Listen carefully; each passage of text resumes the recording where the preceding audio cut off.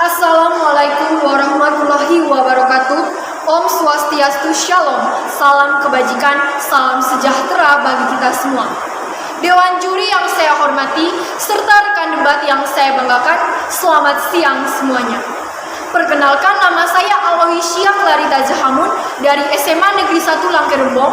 Saya berdiri di sini selaku pembicara 3 dari tim oposisi. Izinkanlah saya pertama-tama untuk memaparkan argumen saya dengan mosi kali ini, yakni pasar modern seperti Alfamart, Indomart, Minimart, dan sejenisnya tidak boleh beroperasi di dekat pasar tradisional. Saya selaku pembicara 3 dari tim oposisi sangat tidak setuju dengan mosi debat kali ini.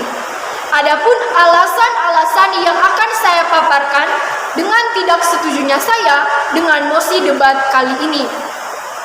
Pertama, pasar tradisional dan pasar modern bisa hidup berdampingan. Adapun contoh nyata dari penerapan tersebut yakni di Yogyakarta, di mana di pasar Ambrukmo terdapat pasar tradisional dan pasar modern yang hidup berdampingan. Dan hal itu sama sekali tidak membuat pasar tradisional dan pasar modern mati. Justru dengan adanya pasar modern dan pasar tradisional yang hidup berdampingan, maka pasar tersebut dapat saling melengkapi.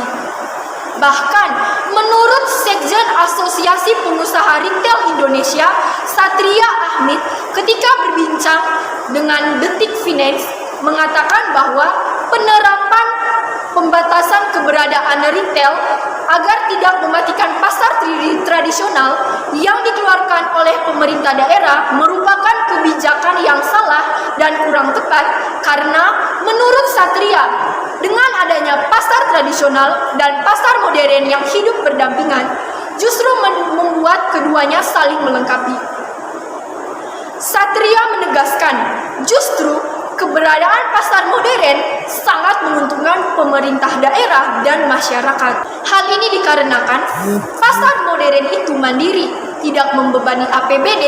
Pasar modern menyerap tenaga kerja banyak, mendistribusikan barang kebutuhan yang baik, bersih, serta penyetor pajak untuk negara dan daerah, dan ujungnya berkontribusi terhadap pertumbuhan ekonomi suatu daerah. Kedua, penurunan kinerja pasar tradisional maupun penurunan omset pasar tradisional bukan disebabkan oleh adanya pasar modern, melainkan karena masalah internal dari pasar tradisional itu sendiri. Penelitian yang dilakukan oleh Surya Dharma et al. 2007 menyimpulkan bahwa secara kuantitatif tidak terbukti bahwa dengan adanya pasar modern membuat pasar tradisional menyusut. Lebih lanjut, adapun penelitian yang dilakukan Sulistiowati bahwasannya kehadiran pasar modern yang tumbuh dengan pesat belum sepenuhnya mampu menggantikan peran pasar tradisional. Karena hanya 17,72% pasar swalayan yang menjual barang-barang kebutuhan sehari-hari seperti pasar tradisional. Minat masyarakat untuk berbelanja di kedua jenis pasar cukup besar. Preferensi masyarakat terhadap jenis komoditas yang dibeli menunjukkan bahwa pasar tradisional adalah tempat berbelanja bahan pokok yang tidak tahan lama seperti sayuran, ikan, daging, dan bumbu dapur. Sedangkan pasar modern adalah tempat berbelanja untuk bahan-bahan pokok yang tahan lama seperti deterjen, perabot rumah tangga, ataupun makanan ringan. Dari sini bisa disimpulkan bahwa pasar modern boleh beroperasi di dekat pasar tradisional karena bisa saling melengkapi. Ketiga, adanya pasar modern yang beroperasi di dekat pasar tradisional tidak membuat omset pasar tradisional menurun. Berdasarkan survei yang dilakukan terhadap beberapa pasar, justru adanya peningkatan omset pasar tradisional sesudah beroperasinya pasar modern di sekitar pasar tradisional. Sebagian besar pedagang atau 65% mengakui mengalami peningkatan omset dibanding tahun sebelumnya. Hal ini menunjukkan bahwa keberadaan pasar modern ternyata tidak memberikan signifikan terhadap penurunan omset pasar tradisional.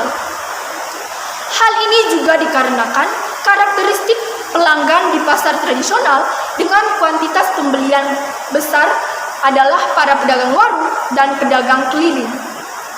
Dua konsumen tersebut merupakan konsumen terbanyak di pasar tradisional, yaitu sekitar 56% dari keseluruhan konsumen dari pasar tradisional.